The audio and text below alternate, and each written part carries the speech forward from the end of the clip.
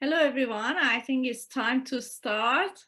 It's a little bit strange to look at the screen that I cannot see everybody except the amazing panel that we have tonight, but I'm still happy that I can see the panel. So I'm Rana Ibrahimi, the new National Manager for Multicultural Youth Advocacy Network Australia. Before I start, I would like to acknowledge the traditional owners of the land that I'm seeing you from there. I'm on the banks of Mulum Creek from Wurundjeri people. And also I want to pay my respect to their elders, past, present, and emerging, and any elder from any other community that is joining us today. To introduce MYAN to you, I should say MYAN is Australia's national peak body representing the rights and interests of young people from refugee and migrant backgrounds and those who are working with them. Also, I have the honor to introduce our amazing MC tonight,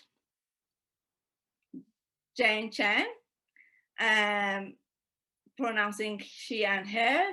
She is the social policy thinker, researcher, writer, and public speaker living on the unceded lands of the Eastern Kulin Nation.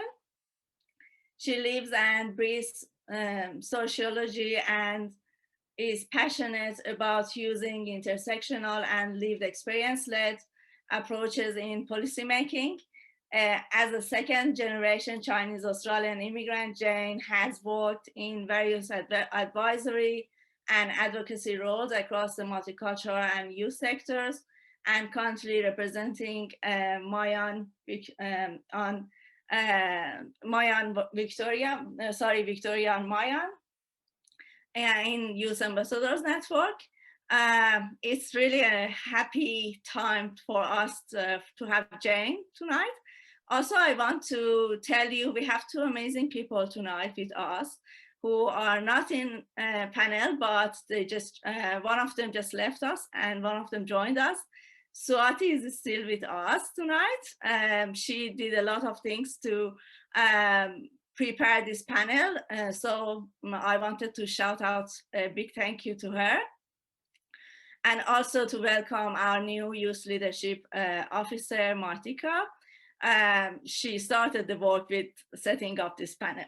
So I leave it to you, Jahin, for having this interesting discussion. I'm really going to be one of the audience to hear what you all are talking about and enjoy it tonight. Thank you so much. I leave it to you. Thank you so much for that incredibly warm welcome, Rana. As Rana mentioned, my name is Jane, and I am thrilled to be facilitating tonight's panel discussion. So tonight we'll be learning from three brilliant young leaders who will be drawing from their lived experiences to reflect on their mental health journeys and the different barriers to mental health care that young people from refugee and migrant backgrounds might experience. So I'd like to also mention that this is an incredibly special event because our speakers haven't just given up time to share their experiences today, but the event itself has actually been designed by them, as well as two members that unfortunately couldn't make it tonight. So this event is the product of the National Leadership Project, and these brilliant people have been in training, doing public speaking practice, and learning how to contribute to media and advocacy. And so it's really an honor to be able to see the product of all that hard work tonight. So without any further ado, I'm actually going to throw it over to the panelists to introduce themselves and get this event started. So I might start with you, Yatha. Tell us a little bit about yourself. Yeah, hi Jane, and hi everyone as well watching. So my name is Yatha. I came to Australia or Sydney when I was about 1 year old, which is when my parents moved here. They actually didn't move here from India, which is where they grew up, but they moved here from Europe, and that was where I was born. And the reason they moved here was because they felt very isolated there because there wasn't really much of an Indian community in Europe in the 90s when they were there.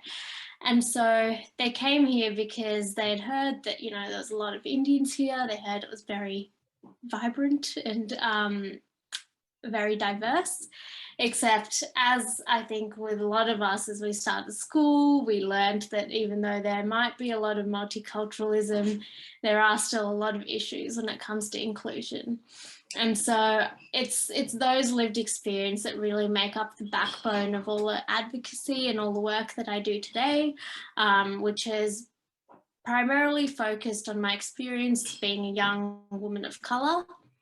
But then I also like to think that, you know, my professional experience, which is in project management and biomedical engineering, is a nice complement to the perhaps idealistic side of myself. So yeah, it's a little bit about me. Hey, Sarah, I'll throw it to you. Thank you, Jane. So my name is Sarah and I'm from Sydney, New South Wales. I am from an Iraqi background, so a lot of people get confused with that. And I was born in Australia. However, both my parents were immigrants and they did face a lot of, you know, racism and stuff. So I really like advocating and volunteering for various global issues such as human rights, climate change, gender equality, and also like my main focus is on inclusion for people of color. I enjoy partaking in a lot of volunteer work in order to provide a platform for young people of color because it is important in our society today. And I'm a part of this panel because I find it in particular that mental health is not often recognized as a significant factor for people of color. So that's why I'm here today. And thank you guys for coming and listening to our stories. Jahin? Yeah, absolutely. Thank you so much, Sarah, Yatha, and Jane. Hi, everyone. My name is Jahin. I'm 20 years old and I'm mainly based in the ACT, but currently I'm stuck in lockdown in Sydney from, you know, where I pretty much grew up. I was born in Bangladesh, Dhaka, Bangladesh, but I moved to Sydney when I was about 3 years old. So my whole upbringing is essentially in Sydney, Western Sydney to be particular. In terms of advocacy, I've been in the youth advocacy field for like 3 years now. I'm a massively, you know, passionate about racism, mental health, the healthcare sector, and how we can improve the accessibility for multicultural communities. In particular, mental health is obviously a massive, you know, topic that we need to speak more about and, you know, try to alleviate the number of people that are suffering in silence. So thank you so much to everyone for joining us today, and I'm keen to get the productive dialogue started. Yeah, for a productive dialogue, and clearly mental health is an issue that's so important to each and every one of us. So I guess because our focus tonight is on our lived experiences and having those intersectional perspectives on mental health, I'd like to start by setting the scene and asking, what have your experiences on mental health looked like? Perhaps I'll start with you, Yatha, again. Tell us a little bit about what this issue means to you and what your experiences have been like. Yeah. I feel like I felt the disconnect between my needs as a, you know, young woman of colour and mental health care support quite early on. I remember, you know, there was this point in high school where I was considering getting some support and I went and saw my GP about it. And he also, you know, was my family GP. We'd been seeing him for years. He knew my parents.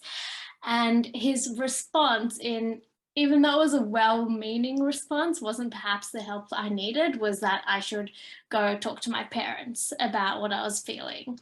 And looking back at that, I'm like, now I think about it, I'm like, oh, that was actually a barrier to me accessing mental health, right? Because I didn't feel comfortable at that point to talk to my parents about what I was going through. I also didn't have the bandwidth to educate them, which is something quite unique as children of immigrants, where we are often the first people accessing these supports from our, like, you know, entire lineage of thousands of years. And so it was really that big disconnect where I was like, oh, I need services and I need support, but how do I actually access them? So relatable just from the get-go. Jahin, have you got any similar experiences to share? Yeah, for sure. I think my journey with mental health has been about a story of growth, essentially. And me understanding the power of lived experience. So when I was younger, the main issue that I went through was a lot of social anxiety from the time I was in kindergarten all the way to like first few years of high school. Social anxiety was something that I felt like I didn't really know how to express or talk to anyone about. The main reason was because I had a massive stutter, and that was something that I felt like my ability to communicate with people around me at school, people outside of school, was hindered, and I couldn't really find a sense of belonging. And whenever I tried to understand that and really break out of that shell, I essentially had no idea where to go.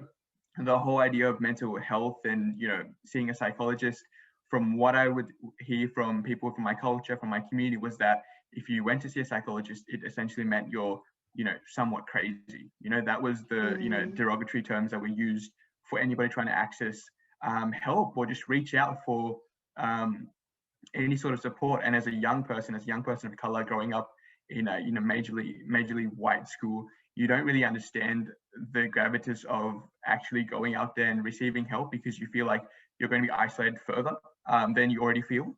So in that sense, I didn't really have any access to any sort of support, or even had the courage to talk to my parents about it, because I was just like, what if they feel like, you know, they've done something wrong for coming down to Australia and to see me go through these struggles.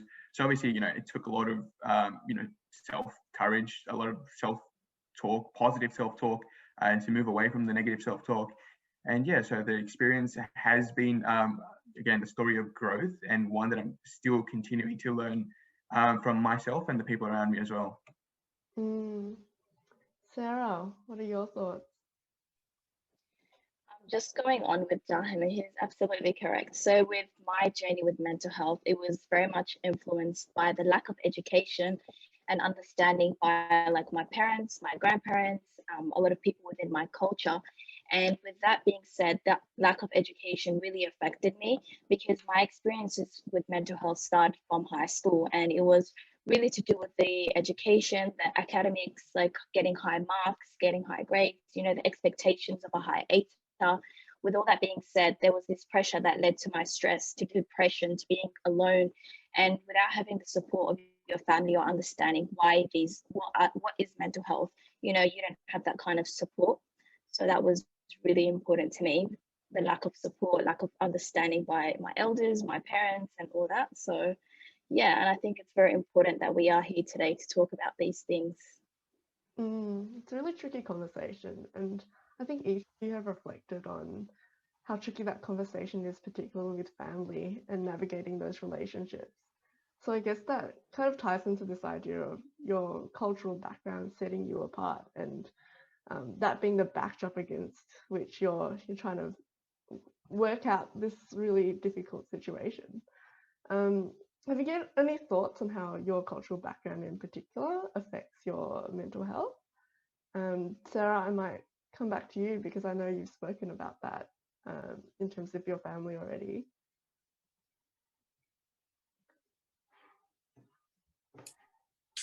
Yeah, I've got thoughts about that one. I totally agree with both Jahin and Sarah in terms of what you've said with the parents and having the conversations there. I think it's so tricky. In my case in particular, I think my parents' experience with mental health is, well, related to history, as I believe it all is, right? Because my parents grew up in like post-colonial India, which was it was a traumatic time. There was a lot of horrible things happening at the time. And they were also growing up with my grandparents who had gone through colonization, which in itself had a lot of traumatic experiences. And so with these experiences come these internalized habits and, you know, a lack of boundary sometimes, or codependency sometimes. And except they don't have language around it. They don't even have any, like at the time, they're just thinking about surviving, right? That's the biggest important thing. And then when we grow up with, you know, as children of immigrants, there is we kind of, that's what we learn in terms of mental health. There is no mental health. We just learn how to survive and be in that survival mindset where we value stability over happiness. And so I think there's a massive impact, because then we grow up, like I remember, you know, so many times hearing like, oh, depression, that only happens to white people. That doesn't happen to us. And as much as we laugh about it, it means that, you know, that people don't reach out for support, people don't reach out for help. We don't grow up with perhaps the healthiest habits when it comes to mental health and life skills. And so it's hard because we aren't on the same grounding as, you know, our white peers. And then we also have more barriers to support than our white peers. So it just seems a little bit unfair. And then as well as that, we're also living in a racist system and a racist country, and and that also impacts our mental health in a bad way. So I just see all these factors working against us. Yeah, it does feel like that. And we do laugh uncomfortably, but, you know, we're crying inside a little bit. Yeah. Yeah. Jahin, have you got similar experiences? Would you say that's also a view that you reflected as well?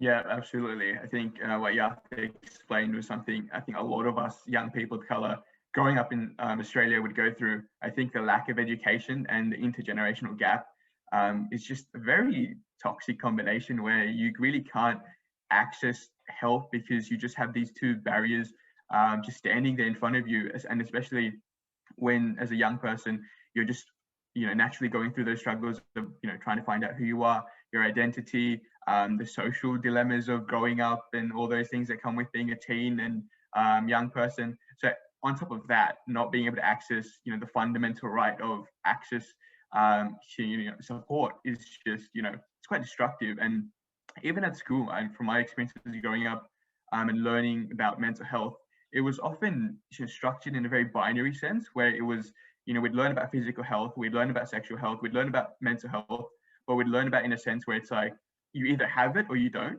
We'd never really delve deeper into, you know, what can you do if you know, are feeling this way? What are the signs and symptoms? How can you access a psychologist? How can you, you know, start a conversation? How can you conversate with the people around you?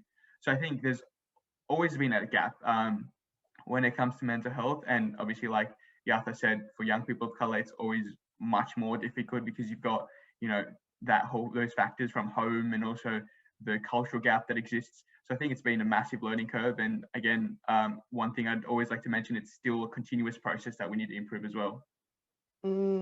Absolutely. And I think that role of education is really important, especially when you do have that different cultural background and perhaps you're not learning about the importance of mental health at home because, you know, like Yatha mentioned, perhaps you and your family don't really have the language to. It's really important to have that space, right?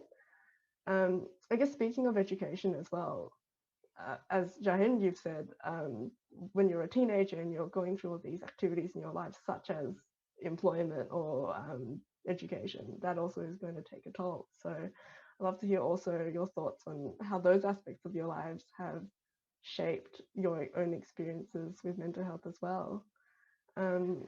Sarah, have you got thoughts on how being in school has changed that experience for you? Yeah, so for just with what Jahin said, so we've got in school, like we didn't really used to have like a lot of counselors. We'd have only like one counselor per school, and that was due to like the limited resources available. And I think that when you get one counselor available, then there's like this lack of resources, there's constraint, and then young people of color obviously may not have the ability to access these resources that we require. And for me as a young person with my university experiences, if we talk about it now, with the stress, the pressure, like the expectations to get like a high distinction, it's never really like, there's no support like after the after all this, there's no that extra support for young people of color. It's always, you see, you know, white people, yeah, okay, white people will get this, white people that, but there's no like, oh, people of color also require these kind of resources, these access.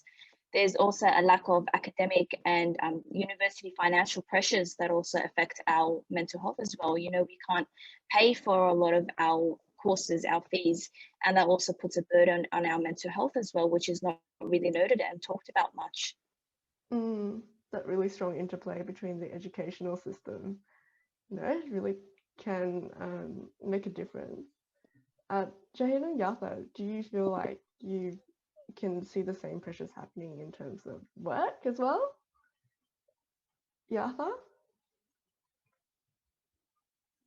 Yeah, for sure. I think the corporate world is a bit funny because people do talk about mental health in that they'll, they never fail to drop in that there's a counseling service or whatever it is that the company provides available for you. But then there's this massive disconnect because when it comes to making work, like your everyday work, a place that caters for any mental health challenges and differences, we don't see that. Like, I don't think it's very common to even tell your boss that you're taking a mental health day. And if you did, they'd be like, oh, are you okay? And assume things are really bad and that it's not normalized at all to take a mental health day. And I think like how companies handle mental health has really come to light during COVID because people, people are almost working more because you're 9 to 5 at least, back-to-back Zoom calls, and people would work extra because you don't have to travel anymore. How great. And then people would end up doing even more work, and that expectation has not gone away because of course companies are like, yes, this is amazing, all of our minions are working for us even more. And it's this, I just don't think the way corporations are structured are very mental health friendly, and there needs to be a real big reset in how workplaces deal with mental health and how even as a manager, how your role, I think, should incorporate a big mental health aspect. And I think it should be your responsibility as a manager to ensure that your team's mental health is good, because without it, I don't know, it needs to happen. Yeah, such a good point about COVID and those new flexible ways of working having its downsides as well. And I think what's really tricky for a lot of young people in the workforce is that you're in your first few years of it and you don't really know how to advocate for yourself or what's normal. So, that makes it really tricky for you when you're asking for accommodations. You're not sure if you even have the right to. Jahin, have you had similar experiences as well? Yeah, absolutely. And I completely agree with Yatha and Sarah when it comes to expectations. I think in our culture, the multicultural community, and as a young person of color, there's just that, pressure of having a high work ethic, high standard with everything you do. And the whole idea of taking a rest and taking a break is really something we put to the side as something we'll, as often reduce later rather than prioritizing it. And these are things that really affect us personally in the long term as well. So from my own experiences, ever since I graduated high school, I think 2018 now, which is, it's flown by, the whole idea of imposter syndrome of, am I good enough? Will I ever be able to meet these expectations? When we look back after being in university and how we were in school, it was much easier then. You'd be stuck in a bubble where academics was, the only thing that would truly matter to you. And so now you're in university and you've got so many factors, social determinants that you have to maintain: work, family life, school life, university. Maintaining all these expectations is a massive pressure, and we just don't talk about it enough. And feeling like you're not good enough to, continue your degree, for instance, or get an internship for a particular position you want to be in. This is a conversation that I feel like impacts your mental health, like in a staggering amount, especially in the long term, because you don't feel like you're good enough. You don't feel like, you have the capacity, because whenever like an obstacle comes and you're not able to get the access, even if it's not a psychologist, just being able to talk to someone, a counselor, for instance, there's just so many barriers to that. The long wait times, actually getting an appointment. These are things that are preventing us from really, flourishing and allowing our potential to really, come to the frame. Because, as young people of color, we're also ambitious. We have so many goals. We want to do so many things. We want to finish off everything that we started. But that whole, periods that we go through where we feel like we're not good enough, when we don't get the access that we, fundamentally have the right to get, it really does create a lot of, negative hallmarks on who we are and as a person. And I think we need to talk about it more, even if it's between your social circles, with your family, for instance. I know that's the hardest part, but conversation needs to be started, I think, as soon as possible. I can see in the comments that rest is resistance. That is a great quote. I love that. And I think revisiting that point, Yatha, that you made earlier about not being able to ask on mental health days and take that rest does speak to an issue, perhaps a cultural issue that we have of not really emphasizing mental health as an aspect of health in the same way that we talk about physical health. So I'm keen to hear some thoughts on why that is. Sarah, have you got an idea on why perhaps we don't give that same attention to mental health? Yeah, well, I think we've kind of got this social and cultural stigma. There's a lack of understanding as well of diagnosis, like between mental health and mental illness. We've got a lack of education amongst our elders, amongst our parents, and that kind of lack of understanding and recognizing that mental health is significant, and it is part of one of the aspects of our health dimensions. And a lot of people have this kind of mindset where mental health is not viewed as something that should be spoken about. It's something that is, not existent. Why should we believe it? It's not a part of our belief system. So we've got this kind of taboo around mental health, and that's why it doesn't have that kind of same significance and importance or value.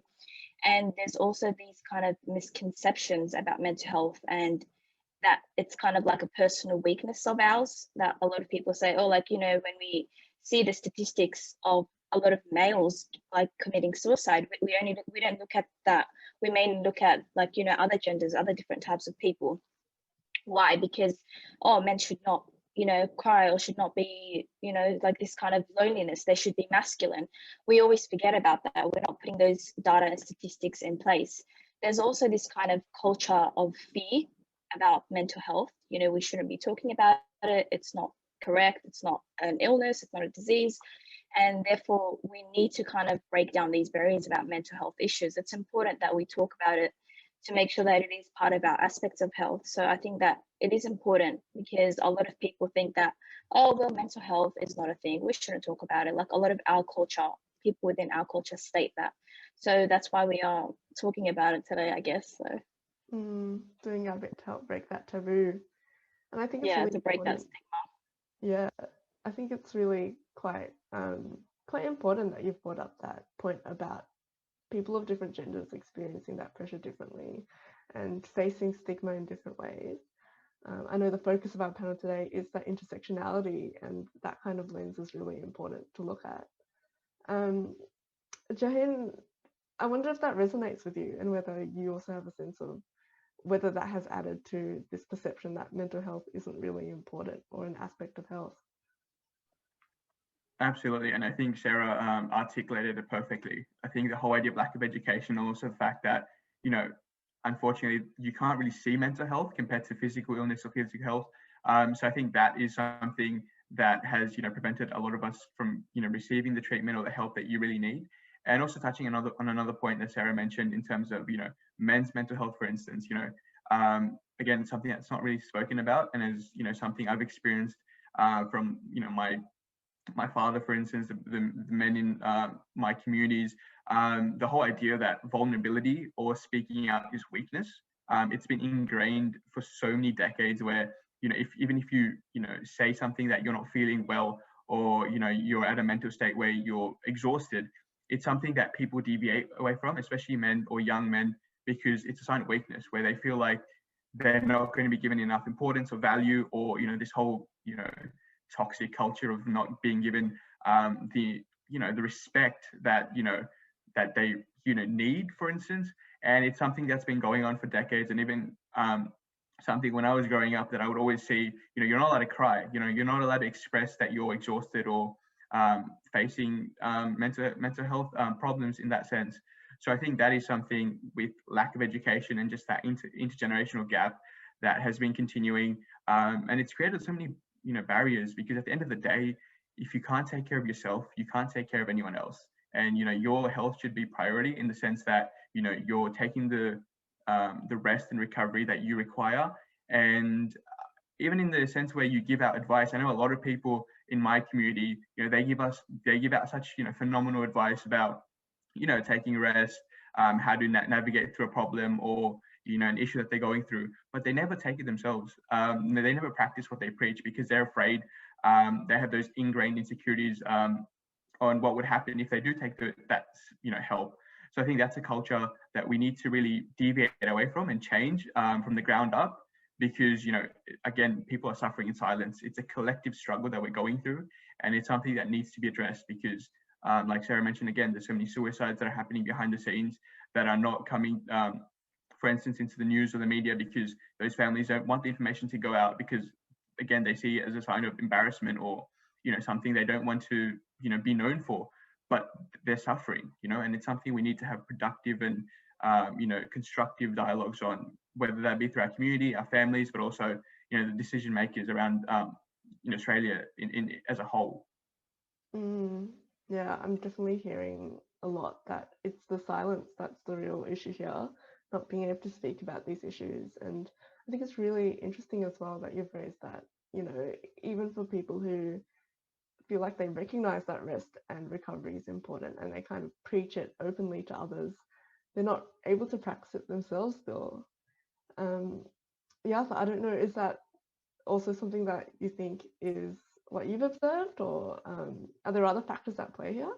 Yeah, definitely. I've observed everything that the panelists have talked about, in that I definitely feel that shame and the stigma, like even the gossiping, right? Because like South Asian community loved gossip because they all came here and then they made hundreds of friends, as you do when you want a community. But the downside of that is the gossip that can sometimes happen. And like mental health can be a point of gossip, which is quite horrible, right? Being like, oh, so-and-so has gotten depression, as if, like you'd never talk about someone's broken leg in the same way. So I think there is a lot of work that needs to happen to destigmatize mental health. And I think a part of that is also like who the burden is on, right? Like I think I've definitely felt the burden sometimes, as if it's like my job to educate my parents, which, of course I do, because I educate everyone around me in some extent, but it's unfair that we have that burden, whereas, it's really a lot of external educators, external support facilities who should be providing culturally appropriate and accessible information to people like our parents. And I think one of the reasons there is that gap is because the way our mental health support and system and even the medical system is organised, in that it's very individual, it's very colonial, it's very, you might be having a mental health problem because of the horrible racism you faced your whole life, which is a massive social structural problem, but no, it is your sole job to fix it somehow and learn how to live with the racism, as opposed to solving these big social issues, which are the cause of so much mental health problems, right? And so I guess what I'm trying to say is that there needs to be more culturally appropriate and safe mental health services, not only for young people, but everyone who supports young people. Teachers, educators need to be better educated to deal with people who are not white, quite frankly. Because, I remember going to the GP the other month, and somehow the topic of arranged marriage came up, as it does, because, I'm Indian. And she starts talking about forced marriage, and I was like, you realize that arranged marriage and forced marriage are not the same thing. And then I had to explain to her why they're not the same thing, and that I wasn't at risk of getting a forced marriage. And it's just things like that which really annoy me, because then they charge us like $200 for a GP appointment when I've spent half my time there explaining things to her about my own culture. So yeah, I don't know, there needs to be change. Yeah, lots of need for education, it sounds like. It sucks that you had to go through that and feel like you had to tell the professional that's supposed to be helping you how you need to be helped. That's tricky stuff. And actually, I can see a comment about a question around how can older young people who've gone through similar experiences kind of support that education and help to support the next generation in their schools or their local community.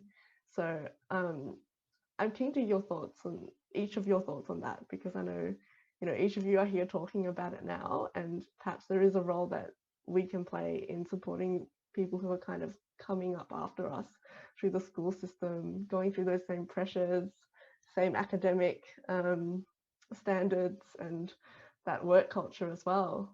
Any thoughts on that?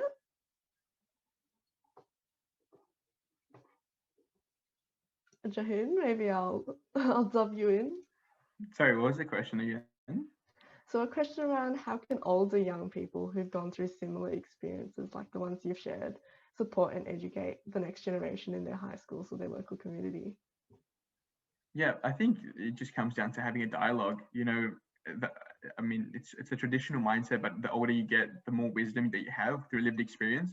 So I think being able to sit down with people of different age groups and just have that conversation, you know, it's similar to like an advocacy group where you sit down with your different lived experiences, different you know, ideologies and upbringings, and you talk about how we can, you know, in a way like make that collective and turn that into strategies, long-term solutions, and just have that, you know, again, productive dialogue of saying, this is what I've experienced, this is what I experienced at this time, this is what I'm experiencing now.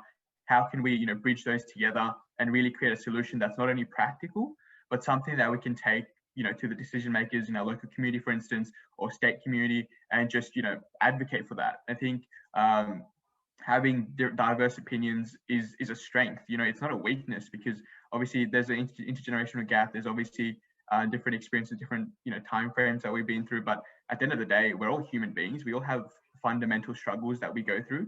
So I think tapping into that aspect of it and creating solutions based off of you know, output-driven responses, where we can find, you know, changes to policies, for instance, or increasing the number of psychologists, or, you know, improving accessibility to the healthcare sector, is, you know, it's paramount. And as Yatha mentioned at one point, when it came to the GP, you know, as somebody who's studying in the healthcare sector, cultural competence and the whole topic of how do we deal with multicultural communities is just like one module in a, you know, 14-week you know, semester that we have.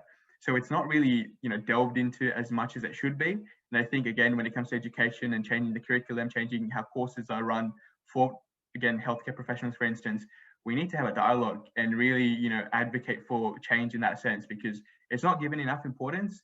And the reasons behind why it's not given enough importance is frankly not addressed at all. You know, why wouldn't you talk about, you know, the multicultural communities, the rural communities, the regional communities?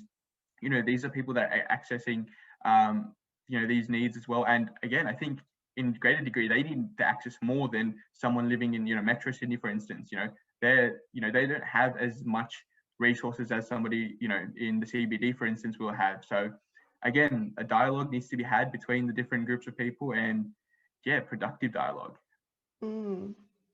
I think that's yeah, like that idea of like us, perhaps us older young people, if that makes any sense at all, kind of being at the forefront of that advocacy is a really important opportunity for us to harness.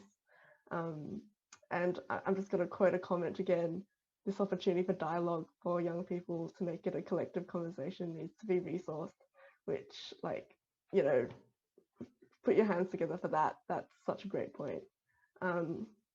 I'm going to come back to some of those questions around solutions later, and I can see quite a few questions coming through as well. So I will encourage the audience to keep them coming.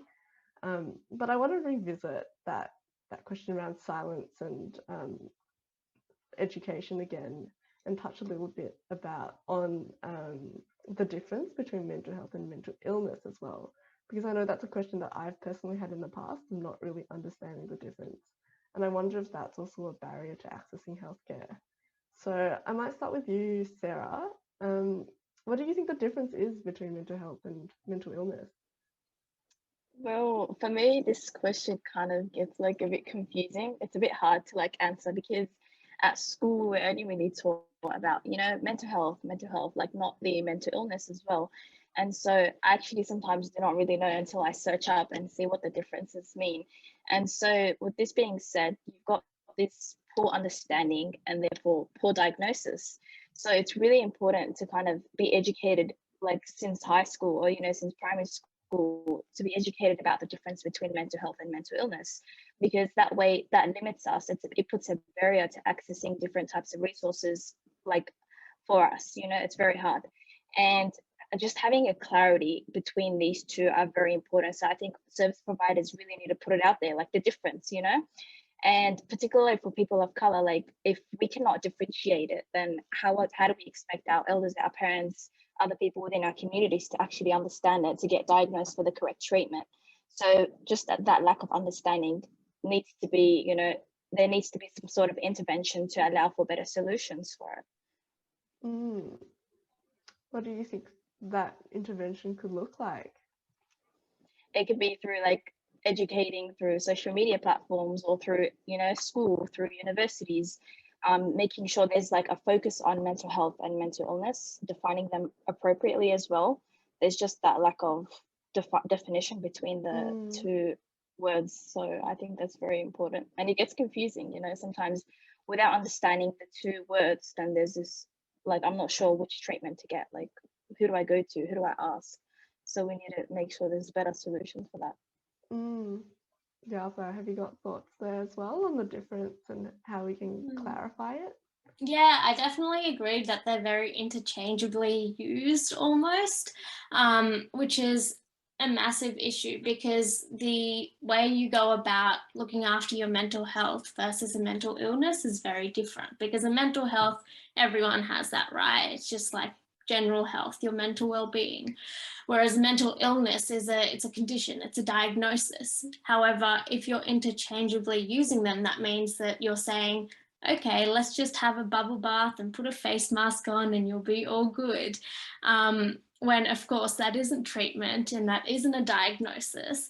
And so this is really contributing to the underdiagnosis that I think is prevalent in the communities of colour, I believe. Don't quote me on that, but I think that's what the statistic is. And so, yeah, it's just another reason why our communities are getting underdiagnosed, and young people in our communities are also getting underdiagnosed, which really just places a bigger burden on our health system at the end of the day. So it just does not make sense to me. I think that, yeah, that's such a great point. Again, bubble baths aren't mental health treatment as much as sometimes the marketing and social media wants to tell you that, putting on a face mask could solve all your problems. And I guess I'm really interested in that idea of, apart from self-care, we've got this whole infrastructure and this whole system around us that is supposed to help us be better, have better mental health. I'm wondering, Jahin, have you got thoughts again on, what the difference between mental health and mental illness, and how our mental health system's equipped to support us with those two different aspects? Yeah, I think first of all, Sarah and Yatha explained it brilliantly. The distinction between, the lack of education, but also the long-term implications of what you should be doing compared to what you are doing.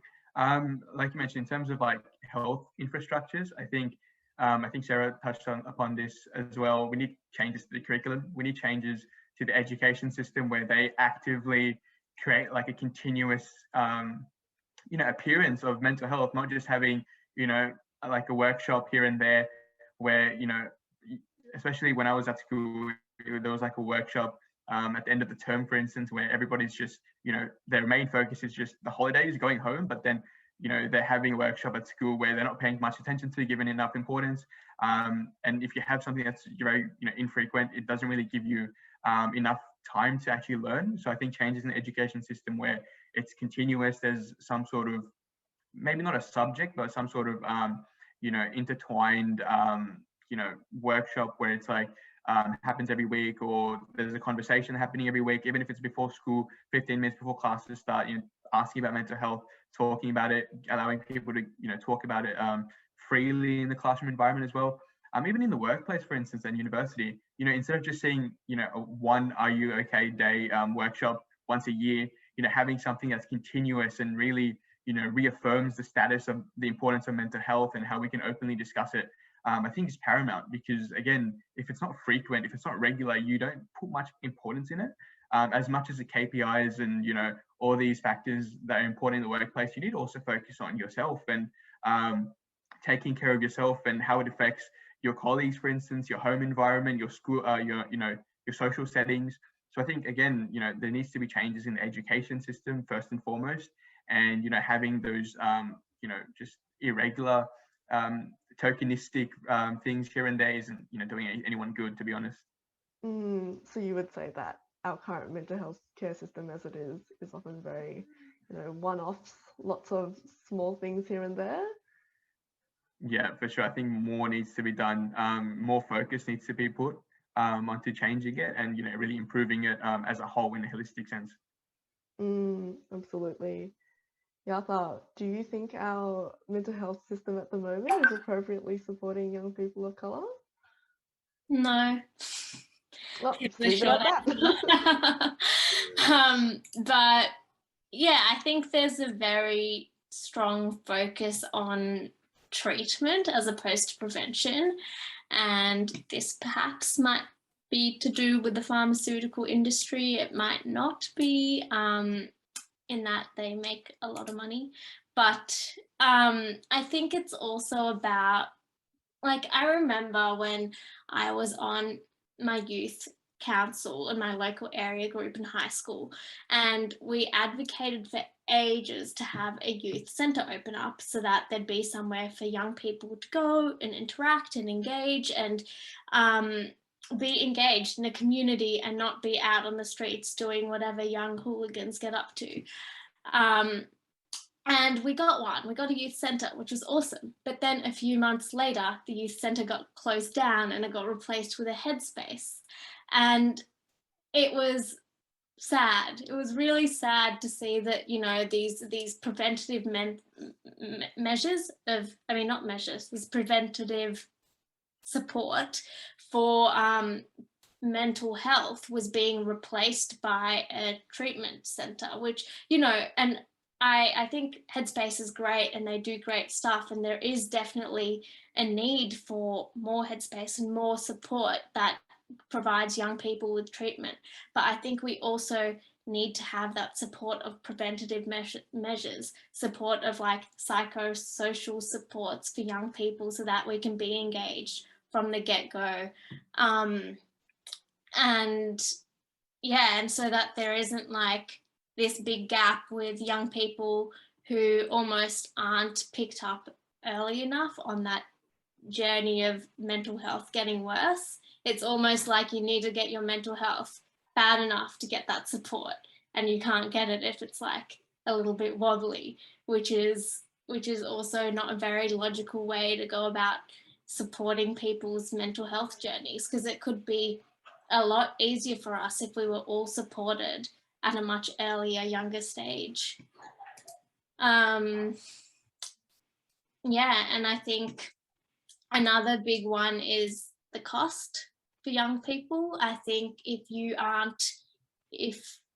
mental health care is expensive, and a lot of young people can't get that support to get the right mental health care if you can't afford it. So I think prevention is needed, and we need more accessible mental health care. It's a huge issue for everyone, but especially for young people. If you haven't got the funds, how are you going to look after yourself? And I think what I'm noting as well is that you spoke a little bit earlier about how our responses to mental health are often really individualized, and something like a Headspace might be able to help individuals really well, but something like a youth and young people together is a really community-centered approach, right? Exactly. And I think that's also to do with the medical model, right, of how we deal with anything to do with our health. It's very individual. It's very, how can I treat you? How can I give you a diagnosis and then can I treat you? And, oh, you aren't depressed enough yet? Okay, I can't give you a diagnosis, so I can't give you treatment. So you just go off and come back when, you know, you're worse. And so, yeah, it's really sad, honestly, because also as people of color, we aren't raised individually. You're raised as a family unit. You're raised in your community. That is how you function. And so even to be able to use the mental health support, like maybe I'm able to use it because I've grown up here, but if my parents went to a psych, I don't think that it would be, like, I cannot see it being effective, because they'd be like, well, what will my cousin say? What will this person say? Like, I don't know. It's just not compatible at the moment. Sarah, I saw you nodding along a little bit and smiling. So I sense that you have some points you want to agree with.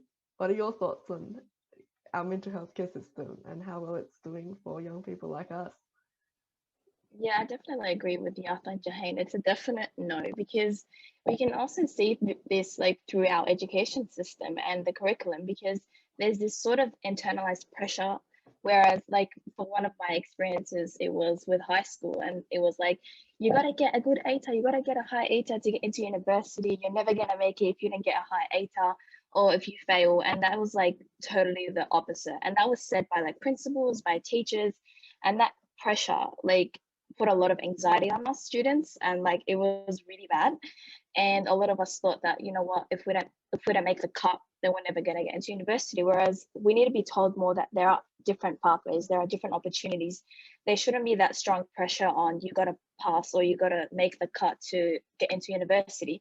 And also with the lack of funding for schools. So if you differentiate the socioeconomic school from the private schools, there's obviously probably more funding going to private schools than socioeconomic schools. And that way we don't really get the abundant resources and access for mental health services. And I think that's pretty important when you see that gap in resources. So that's not really spoken about much between private and low socioeconomic schools. Yeah, I'm really glad you've raised that one. Like, it's one thing to talk about us as young people of color and the different supports we need, but we're all really different. Jahin, you said earlier, you know, some of us live in metro areas, some are regional, you go to different schools that get different funding, and all of those things are going to play into how well we're able to access care and take care of ourselves as well. I know we've talked a little bit about what doesn't work. What does work in our mental health care system? What should we have more of? Jahin, have you got thoughts on this one? Yeah, but my thoughts are quite limited, to tell you the truth. You know, I feel like what doesn't work is, you know, obviously outweighing what is working, especially for the multicultural communities that, you know, are prevalent here. But in terms of what is working, I think a few things to mention would be, obviously recently, due to post-COVID, there's a lot of mental health services, infographics, for instance, that are, again, also culturally tailored. There's different languages, for instance. I know MYAN, New South Wales are doing it. I know Yatha can speak more about that. But, you know, there is things being done, especially through the power of social media.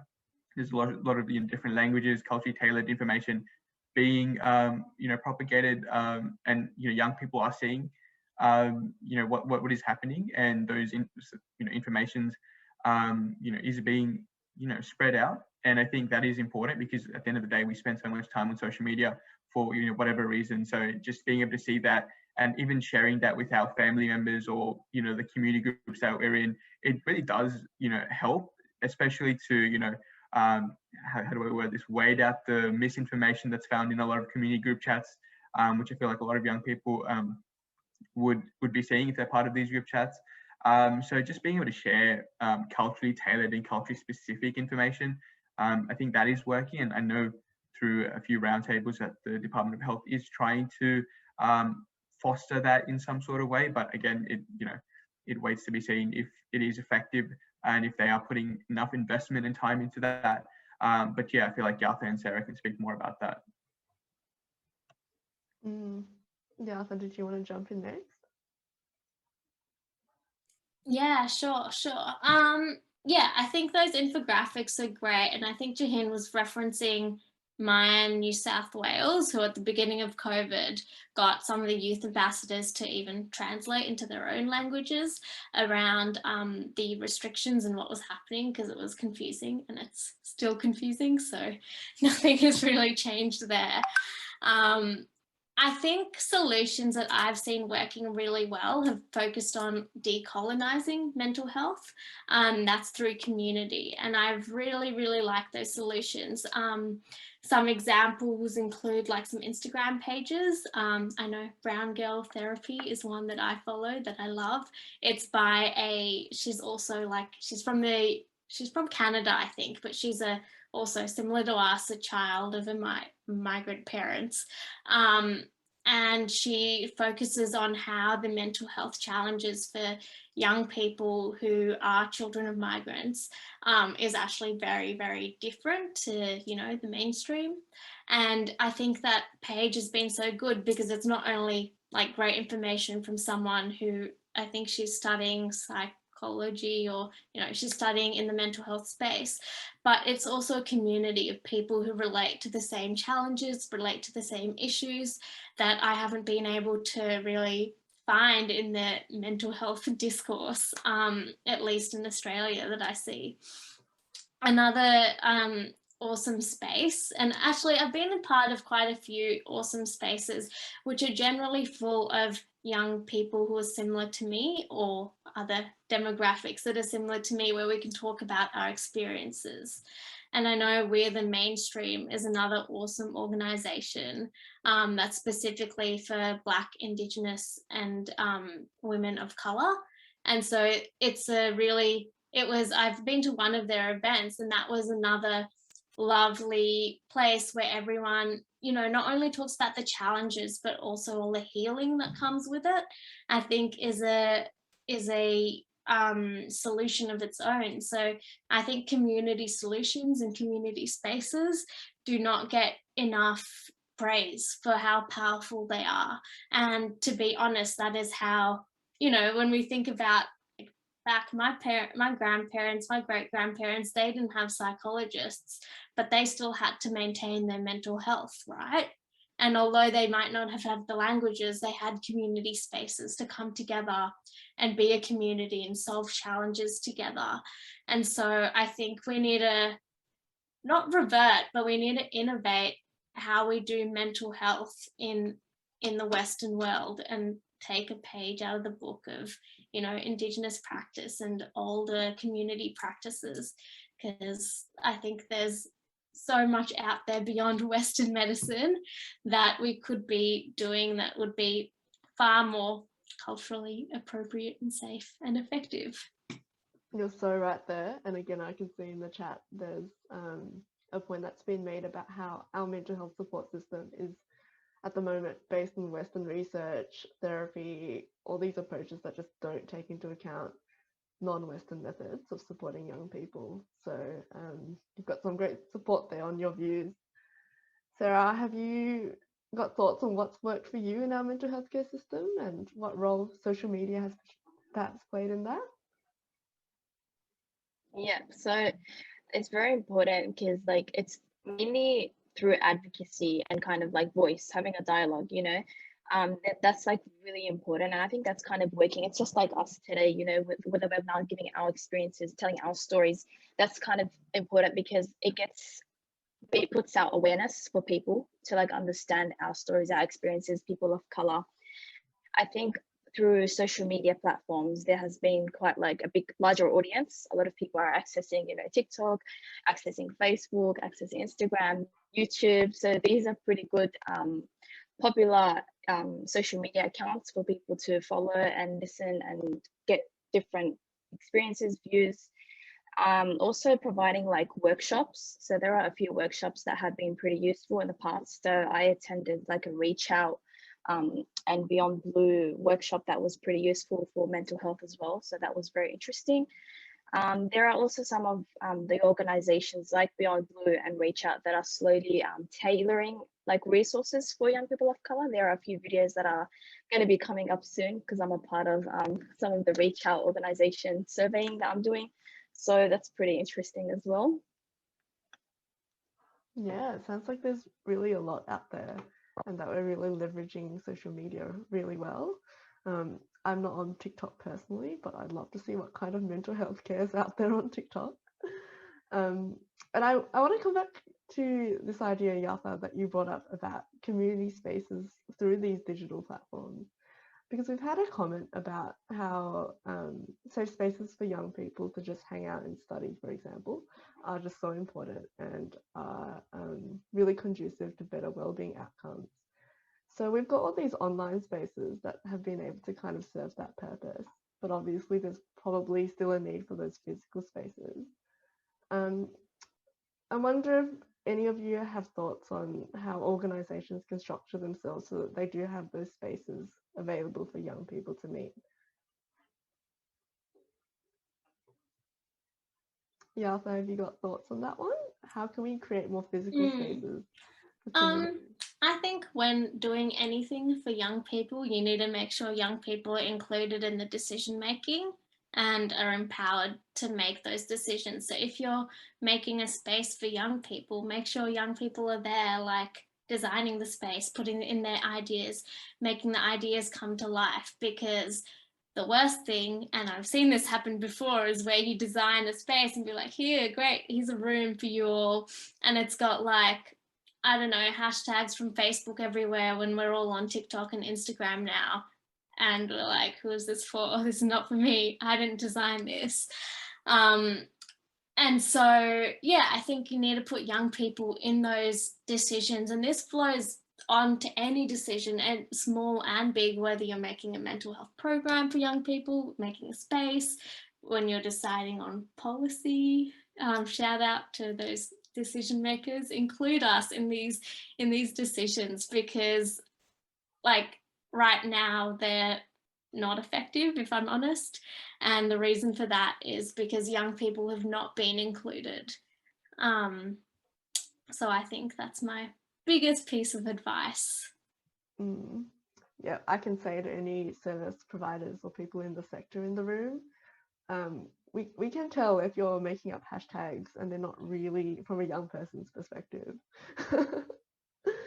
Jahin or Sarah, have you got thoughts on this one about creating safe spaces for people to create that sense of community? Yeah, I think Yatha hit the nail on the head when it comes to co-designing and actually having young people part of the process. I think that is probably the best thing you can do, because at the end of the day, they understand where they're visiting, what they want, what would help them the most.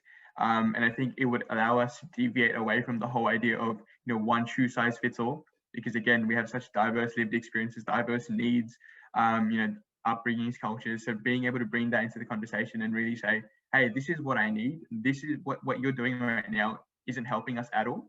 And just saying that, giving them, again, a spot on the table, and just not having them for the sake of, tokenistic representation, because I know a lot of the consultations when it comes to government or policy, they provide a voucher, for instance, as an incentive for young people to be there for the sake of it. And then, down the line, when they've actually created that program or a website or some sort of, infographic, you don't really understand what you've said played any role, or was it, did you contribute in any way? So holding them accountable to say that, the fact that I'm doing a consultation or a survey or, something that's going to lead to a program, I want to know that it's actually making a change. I want to know where where I'm present in a report, for instance, a mental health report, or like a website or a consultation or a program or an app.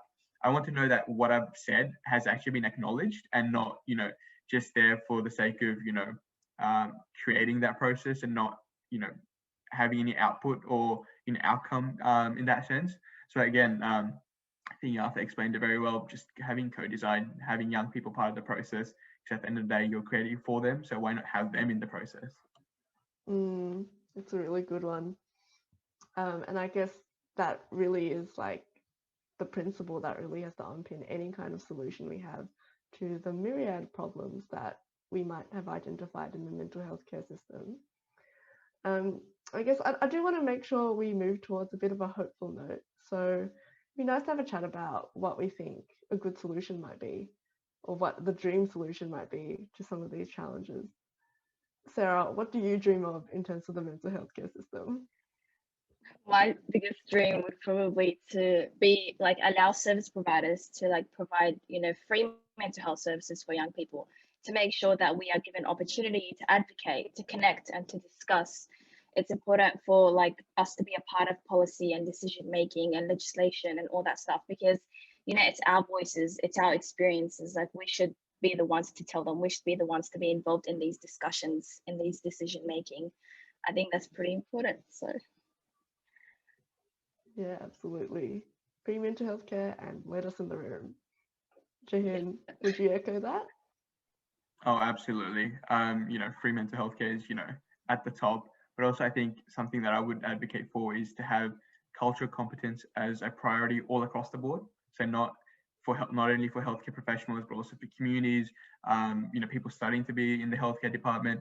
I think we need to understand that there are, you know, different people that you're going to deal with when it comes to, you know, dealing with patients and community members. So having them, you know, go through the consistent training of, you know, how to handle different situations, how to handle taboos and stigmas, how to address cultural needs, for instance. I think this is something that needs to be more, you know, fluid throughout people's studies and just conversation in general. And again, education. I think we need more mental health in the curriculum that's, you know, really readily available, and just create a culture that, you know, we can actually speak about and not have to hold back and be, you know, fearful of what other people are going to, you know, say about mental health. Because again, the statistics do show that people are suffering in silence, and we need to have consistency across the board. Yatha, would you add to that?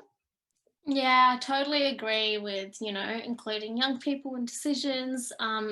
Free mental health services, I think, is so important, particularly for people before we start earning money, because like, you know, you don't want to go to your, or it's a barrier if you have to go to your parents and ask them for money to see whoever it is that you're seeing. Like that is a massive, massive barrier. And so if these services were if they were free and actually readily available at school, so not just one counsellor for 800 plus students, it would make a big difference.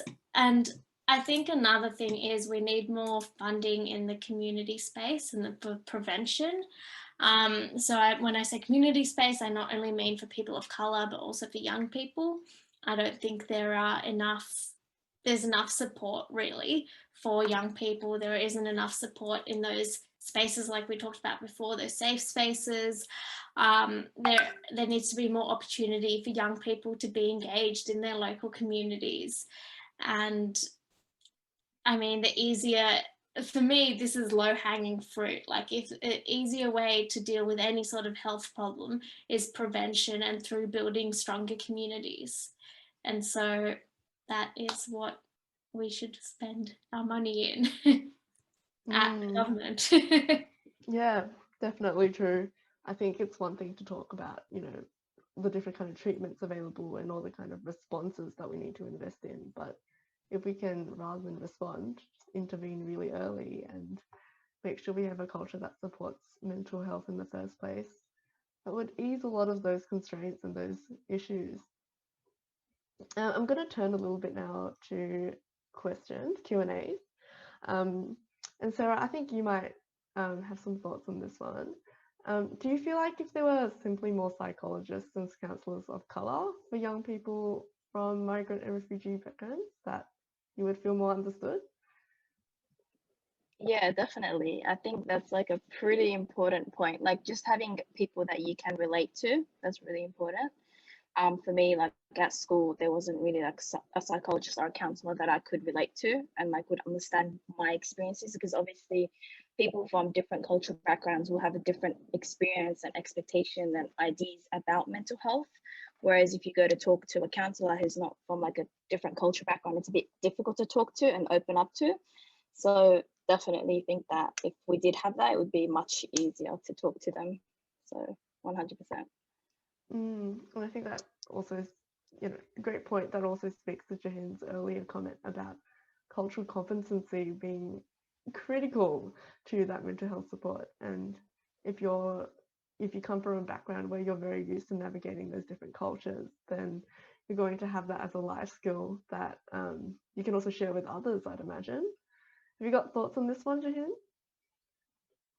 Oh, absolutely. I definitely agree with both points. You'd feel more comfortable, even if you don't come, like, for instance, I'm South Asian, if a psychologist from the Middle East, for instance, it's we obviously have different upbringings and different cultural, values, for instance, but generally, I think as a young person of color or a person of color in general, we have a understanding of, the struggles of growing up here, or, the family values and the generational gap. So you naturally feel more, inclined to open up more and just, be more authentic. Because again, in a general sense, if you're speaking to someone who you don't feel like can relate to you, like on a superficial level, you won't really open up and really talk about your own, cultural values and the things that are really affecting you. So I think, again, having somebody there, not necessarily that looks like you, but somebody that comes from a similar background, really does help in ensuring that you're able to not only open up, but also, like Yatha mentioned,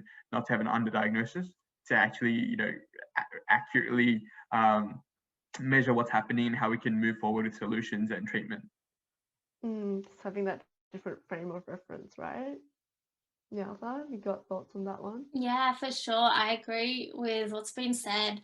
But in addition, I think it's sometimes easy to forget about the power difference that exists between white people and us. And when you're getting any sort of service, whether it's mental health, whether it's a different health service, that power difference can actually have a really big impact on the treatment that you get and the support that you get. And I think it's, if I am talking to another woman of color versus a white man, the way I act and the conversation that we have will be very, very different. And, this isn't even catering for the range of people who probably even find like white people triggering, because I know that is definitely a common experience, particularly if you're new to Australia. That is quite a big reality. And so if you have any sort of trauma associated with white people, which is actually quite sadly common, like it's hard to think about how you could then have that relationship that you need to get some sort of support from them. And so I think having more people of color in the sector is so important, because we should, I think everyone should at least get an opportunity to elect whether or not the psych or whoever they're seeing is a person of color or not. I think they should be able to choose that. I think you should also be able to choose whether you're speaking, what gender your person you're speaking to, because I think that can also have a really big impact on your experience. So yes, I think it's so important. I think that links really well to a comment that I've just seen in the chat as well, about how important that cultural connection might be, or whether rapport is more important. I think it's really quite critical that you've mentioned that power dynamic, that it's really easy to forget, although building rapport is really important, and sometimes you can do that without having support from someone from the same cultural background as you. When that power dynamic is there, I imagine it's really hard to try and build that connection. We also had a question about gossip culture, actually, coming back to that point, Yatha, that you raised earlier, and about what practical steps we might be able to recommend to organisations for them to support young people and help communities combat that gossip culture. Have you got any ideas there, Yatha, or is this too big of an issue at the moment? Oh, that's a tough hard to tackle, because, isn't it? Yeah, because gossip culture, I guess, is also like it's a bad. There's a good side and a bad side to this gossiping, right? It comes from like everyone being in everyone's business, it comes from survival, right? You want to know that, like, oh, do they have, I don't know, enough food or whatever? Let's go give them some food. And the downside of it is the gossiping. So I think a big part of it is on like us to question it. So I know when you know, my mum or my dad start talking about particular people, I try and reframe the gossip and be like, so are they happy? Are they enjoying their life? What's the important part of their life? Like that, those sort of questions. But then for organizations, I think was the question, how do organizations then try and tackle that? Was that the question? Yeah. I think once again, you need to include people in the communities in these decisions and any support you're designing. So whether it's like, I don't know, it depends what sort of support your organization offers. If you're designing some sort of campaign, make sure you get someone of color to design it. Don't even consult them. I'm sick of attending consultations. Get people of color on your team to design these campaigns, to design these services that ensure that they're effective. I don't know what the exact solution is to combating gossip culture, because that is not, it's not something specific to South Asian communities. White communities definitely gossip, just in a very different way. You know, the corporate world, political system, is that not gossip? It's all gossip. So I'm not sure if there even is a cure to gossip culture, but I think there can be a real, there needs to be more education and more appropriate services. Yeah, so right there. Sarah, do you think this is also an issue in schools, or a role that teachers have to play, or the school community has to play? It's like a pretty hard one, because like I feel like with gossip culture, it really happens like prominently within like our kind of like members, community members. So it is kind of like hard to put a stop, but I think it's mostly done through like awareness, education. So just having these kind of systems to provide a lot of like educational resources for people of color, that's like a pretty good step forward. And just educating them and making them aware that, you know, like it's okay to talk about mental health. It's not like this big taboo. You shouldn't hide from it. So I think that's like important. Yeah, destigmatization at the end of the day. And I know, Jahin, that's a point you've made over and over again in this panel. And it's such an important point to make, that, you know, just starting the conversation is really what's going to make a huge difference there. I noticed that we're starting to run out of time, so I do want to spend the last couple of minutes just regrouping and talking about recommendations for service providers, and summarizing kind of one thing that you'd like people to take away as they log out from this call and they go to dinner. What's the big message you have, Jahin? I think one thing that I'd obviously advocate for is to don't underestimate young people.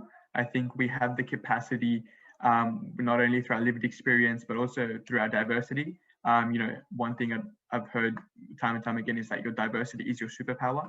You know, you have the capacity to make change. So being part of the process, co-designing, asking young people, how can we design this better? How can we, you know, reach this target audience better? So being part of the process is very important.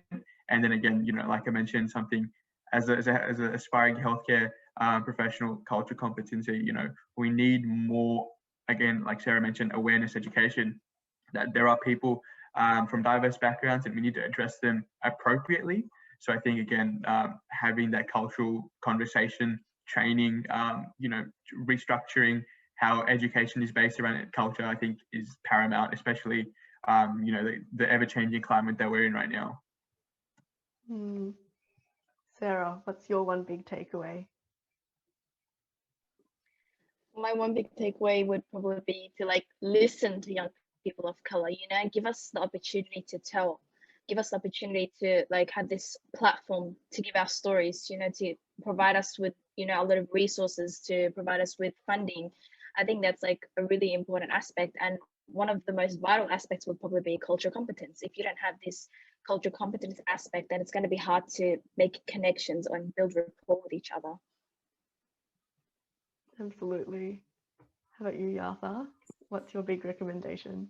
I think organisations and these support providers need to think about how they can provide power back to young people. Like, do you have a young person on your board? If you don't, you have 4 people right here who are perfectly qualified. Yeah, like, you know, we need young people involved in all of the decisions being made, top down, so from board level down to like any other lower decision.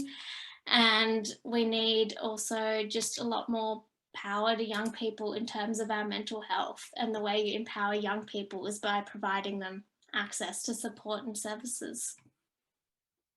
I'm so for young people on boards as well. Having us in the decision-making space or at the decision-making table is, I think, again, really critical to that intersectional approach, right? Because as each of you have really brilliantly articulated, you can't have a one-size-fits-all approach to mental health care. And unless you have that cultural competency and you can cater to people from all different walks of life, then you're not really providing the best service you can and ensuring that everyone has the right to that mental health care. I think that's all we actually have time for, and I'd like to thank our 3 speakers again today for sharing their thoughts on this. Your responses have been so well received in the chat. I can see lots of excited comments about brown girl therapy and we are the mainstream, and lots of agreement with some of the very salient arguments that you've brought up. So well done. And I've learned so much personally, so thank you so much once again. I also want to thank Andy and Amit, who, again, unfortunately couldn't make it tonight, but the 5 of you through the National Leadership Project have really worked so hard over the past few months to put all of this together. So although we can't see the audience at the moment, I hope everyone at home is clapping along and giving a bit of a congratulations for the thoughtfulness and the care that you've put into sharing your views tonight. And finally, I'd like to thank MYAN Australia again for hosting this event, and for the amazing people, including Sophie and Martika, who Rana mentioned earlier, for helping to organise this, as well as Andrew, who's working behind the scenes to keep us technically running perfect tonight. So thank you all again for joining us tonight, and I hope this has been a really thoughtful and insightful conversation that you can take away and have lessons that you want to implement. Thanks, everyone.